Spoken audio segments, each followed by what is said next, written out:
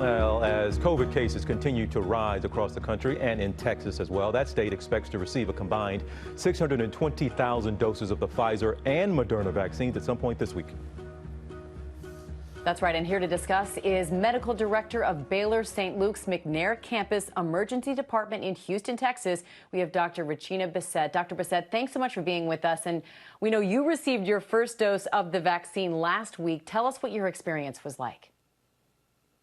To be honest, receiving my vaccine was actually pretty painless. It hurt less than receiving the flu vaccine.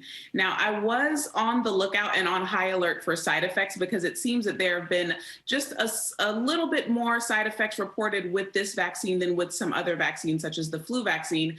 But I actually didn't experience any side effects at all, other than a little bit of arm soreness that lasted for maybe about 24 hours, and then it was back to business as usual. And we have seen, Doctor, so many people around the country now being vaccinated. We've seen this on live television in a lot of cases. You got your vaccine, but you also treat patients, in particular minority patients, African Americans, who are still hesitant to get this vaccine. How much of an uphill climb do you have in those conversations and getting them to take the vaccine?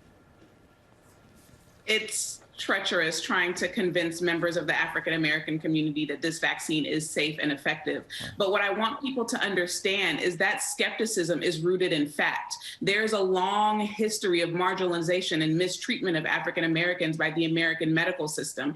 And so that is what we are trying to combat when we're discussing the COVID vaccine. However, what I need those in the African American community to understand is not only are we the most skeptical of getting the vaccine, but we're being hit the hardest by this disease, being hospitalized at 4 times the rate of non-African Americans and dying at 3 times the rate. We need something to help us. And I feel like my job to try to spread the word on how safe and effective this vaccine really is so that people can feel well informed about making that decision.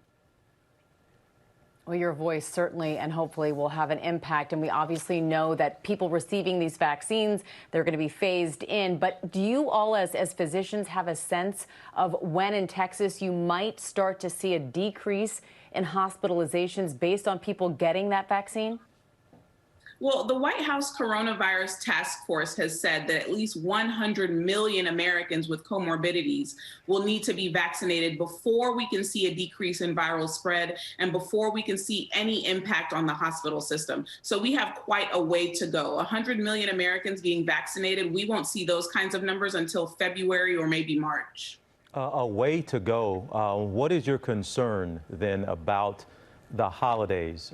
We saw a surge after Thanksgiving. Now Christmas is upon us and people are going to be spending more time together than they would have around Thanksgiving. Actually, we've seen the numbers now of people being screened at airports. People are traveling. What is your level of concern getting through the holidays?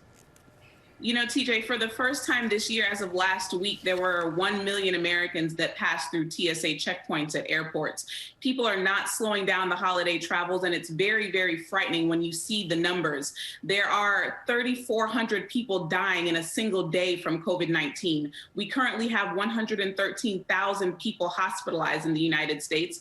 Of those who are hospitalized, 20% are in the ICU, and of those who are in the ICU, 35% are on a ventilator. So not only are cases surging, but those who are contracting COVID are getting very, very sick. I think that people believe that because a vaccine was released, all of a sudden this pandemic is going to disappear right away, and that's not the case. We still have to employ the same mitigation strategies that we've been using since February: hand washing, social distancing, wearing masks, and not gathering over the holidays. And I know you all have been saying that till you're blue in the face and you're still saying it. It's really that simple, those metrics. Wear a mask, wash your hands, keep your distance, don't gather. Dr. Richina Bicett, ma'am, thank you so much for taking the time with us and sharing your experience and for what you're doing, trying to get that message out. We hope to see you again down the road, okay?